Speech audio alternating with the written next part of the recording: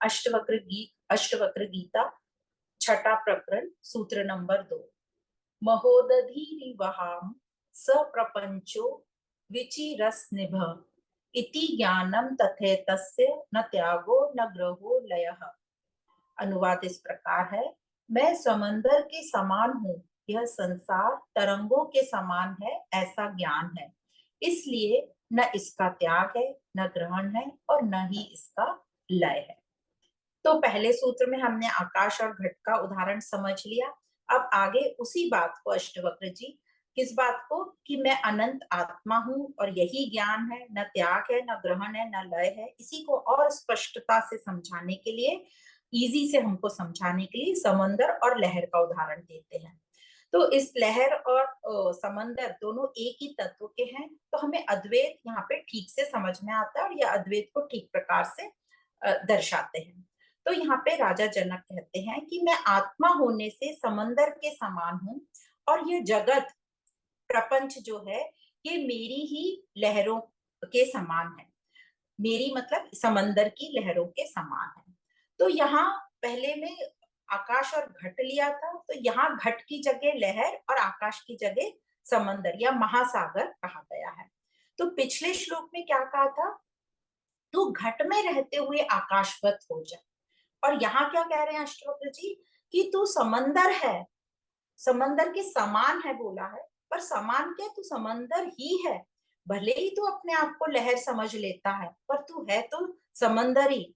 और ये जो तू अपने आप को लहर समझ लेता है, यही तेरी सबसे बड़ी गलती होती है, ये बता रहे हैं। तो ये जो हम लहर अपने आप को समझ लेते हैं, मतलब अपने आप को अलग समझ लेते हैं, ये अहम के कारण, अहम के कारण जैसे ही शरीर जन्मता है, अहम आ जाता है और कहता है मैं शरीर हूँ, मैं शरीर हूँ, मैं ये हूँ, मैं वो हूँ। तो ये अहम के कारण अभिमान आ गया, जो कि अज्ञानता के कारण, और मैं अपने आप को लहर समझने लगी कि मैं लहर हूँ।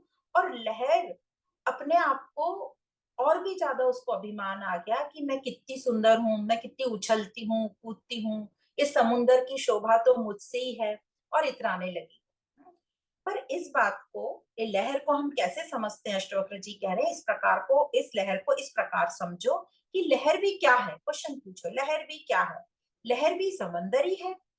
लहर समंदर से ही उठी है ना। एक बस समंदर के एक छोटे से पोर्शन ने आकार ले लिया, लहर बन गई। तो लहर ने आकार ले लिया, लहर एक समय में बंध गई, कालबद्ध हो गई। कैसे उठेगी और गिरेगी, तो एक टाइम पर ही लहर उठेगी, हम देख सकते हैं लहर उठती और गिरती है, तो समय से बंध गई। उसने अपना नाम पा लिया, मतलब अस्तित्व आ गया उसका कि मैं लहर हूँ, क्योंकि उठी और गिरी। तो ये जो समंदर है, ये कैसा था? ये था, अनंत था, असीम था, अनंत असीम, अजन्मा था, अमर था, निराकार, निर्गुण, नित्य, मुक्त था समंदर। तो समंदर क्या हुई, ये आत्मा को बोल रहा है, तो ये आत्मा की पूरी इन्होंने परिभाषा बताई। और वहीं लहर क्या हो गई, लहर ने सीमा प्राप्त कर ली, वो सशांत हो गई, सीमा में बंध गई। उसने आकार ले लिया, तो वहां वो निराकार था, यहाँ साकार हो गई।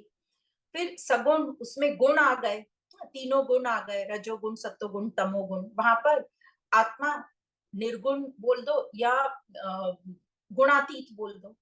और यहाँ क्या हुआ, समंदर तो अजन्मा था और नित्य था, यहाँ लहर का जन्म हो गया। जब वो उठी तो उसको जन्म मान लिया, और जब वो फिर से गिरी तो उसको मृत्यु मान लिया, है ना। और बीच में कुछ टाइम वो इधर उधर खेल ली या नाच ली, तो बंधन में रही।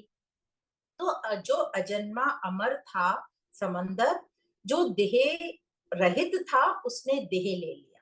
तो जो आत्मा थी अजन्मा अमर, उसने देह ले लिया, ये बताना चाह रहे हैं। तो जो निर्गुण निराकार था, वो अब क्या हो गया, सगुण साकार हो गया। तो समंदर से लहर बनने में क्या हुआ, कुछ और बाहर से जुड़ा या कुछ टूटा, कुछ नहीं हुआ। सेम वही की वही कंटेंट्स थे समंदर के, और वही के वही लहर के हैं, सब वही का वही है, मतलब समंदर ही समंदर है। तो लहर जब उठती है और गिरती है तो किसमें मिल जाती है, फिर से वो समंदर हो जाती है। सिर्फ आकार बदला, आकार प्रकार नाम बदल गया। और जैसे ही आकार प्रकार नाम बदलता है, हम आकर्षित हो जाते हैं, हम सोचते हैं जन्म हो गया, जैसे ही गिरती है लहर हम सोचते हैं मृत्यु हो गई, और उसी में हम जश्न बनाने लगते हैं, उसी से आकर्षित हो जाते हैं। तो अष्टवक्र जी कहते हैं ये सब खेल है, इसको समझो। लहर जो है उठेगी गिरेगी, अच्छी प्रकार समझ लो कि ये सब खेल है और इस खेल में मत फंसो। लहर जो है उठते ही बोलना शुरू कर देती है मैं हूं मैं हूं।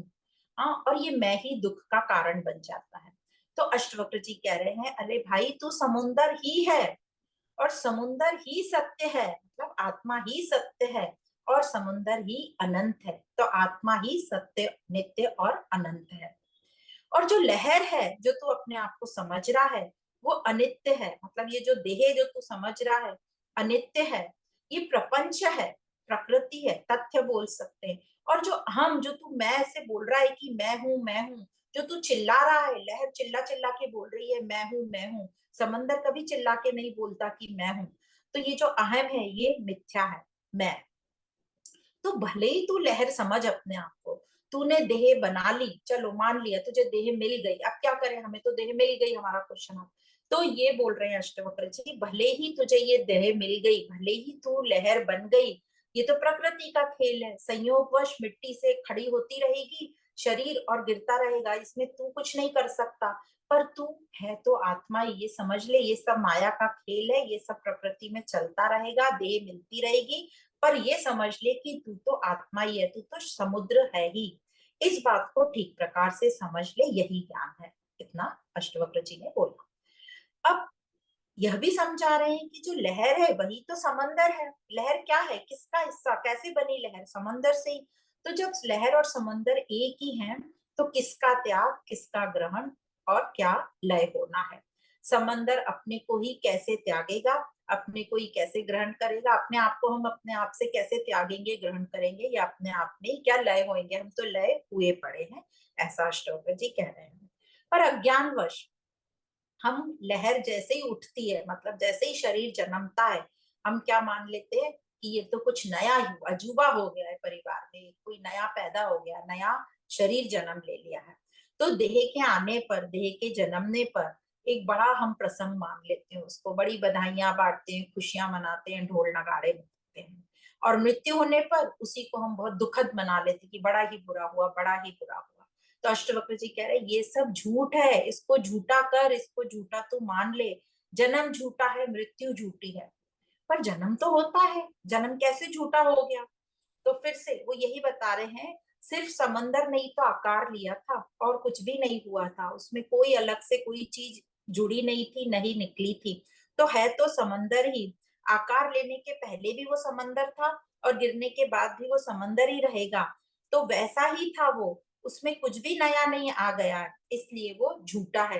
तो समंदर को तुम लहर या जन्म बोल रहे हो, लहर को वो तुम झूठा है, तो जन्म बता दिया झूठा है। मृत्यु भी झूठी है, क्योंकि जैसे ही वो लहर गिरी तो समंदर ही थी, उसमें कुछ भी नहीं हुआ, ना कुछ खत्म हुआ ना कुछ ऐड हुआ। हमें लगता है ना मृत्यु हो गई तो कुछ खत्म हो गया, तो यहाँ समझा रहे हैं वो तो समंदर ही था, कुछ खत्म हुआ ही नहीं। तो ये मृत्यु भी झूठी है। तो यह जान लेना ही हमारे जीवन का उद्देश्य है। हमें ऐसा लगता रहता है जन्म कुछ नया हो गया, ये जीव यहाँ प्रकृति में भी, बाहर जगत में कुछ भी होता है तो हमें लगता है नया हो गया, नया हो गया, खुशियां मनाओ, बधाइयां बांटो, मृत्यु हुई तो रोना पीटना करो, है ना। तो इस प्रकार तो जन्म और मृत्यु दोनों झूठ है, इस सूत्र में, सूत्र नंबर 2 में बताया गया, और यह जान लेना ही जीवन का उद्देश्य है। तो जो हम कहते रहते हैं जन्म, अब जैसे बोल दिया अष्टवक्र जी ने जन्म और मृत्यु झूठी है, पर फिर हम कहते रहते हैं हम तो जीवित हैं, हम तो जीवित है, तो फिर ये क्या है, कौन है जीवित। तो अष्टवक्र जी कहते हैं कुछ नहीं है, कोई जीवित नहीं है, सब मिथ्या है, कोई जीवित है ही नहीं, मिथ्या है, जान लो। तो फिर हमें क्वेश्चन आता है फिर ये क्या है जीव हमारे, हम तो अपने आप को जीवित मान रहे हैं। तो आध्यात्मिकता में, वैसे साइंस में देखो या हॉस्पिटल में देखो, तो जीवित कौन मानेगा, जिसके प्राण चल रहे हैं अभी वो जीवित है।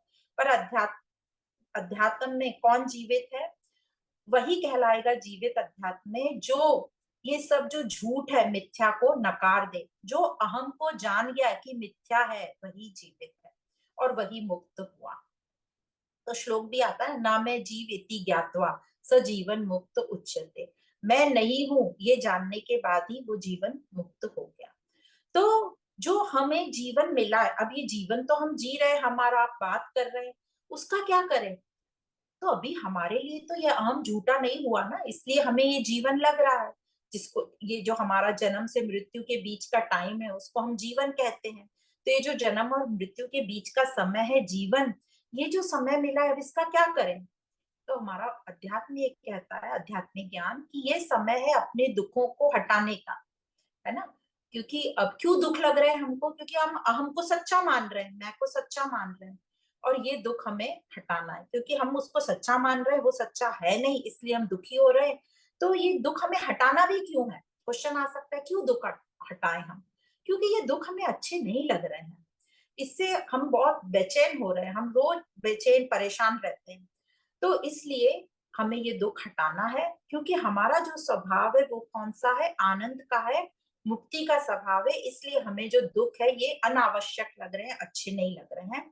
तो यही अष्टवक्र जी कह रहे हैं, यही जान लो, मुक्ति ही अपनी परम इच्छा बनाओ, और इसी का हमें ध्यान करना है। तो कई लोग बोलते हैं ना, ध्यान बताओ ध्यान बताओ। तो ये ध्यान रखो, तुम्हारा जीवन किस लिए बना मिला है तुम्हें? अपने दुखों की निवृत्ति करो, जानो कि ये अहम जो मैं हूं ये कौन है। बस उसको नकारते जाने का वही हमारा जीवन है। तो जीवन मिला है जानने के लिए, भले ही तुम लहर हो, तुम घड़ा हो, जो भी हो, पर ये जान लो कि ये सब मिथ्या है। तुम तो समंदर ही हो, तुम तो आकाश ही हो, अलग नहीं हो कुछ। तो समंदर इन सभी जो लहरें हैं उसका साक्षी है, उन सभी से निर्लिप्त है, अनासक्त है, और इसी को कहते हैं प्रेम में होना, और इसी को कहते हैं अद्वैत भाव या एकत्व भाव। तो ये लहर उठी, ये हम देख सकते हैं कि उठती है और गिरती है, उठती है और गिरती है। तो ये लहर का उठना गिरना।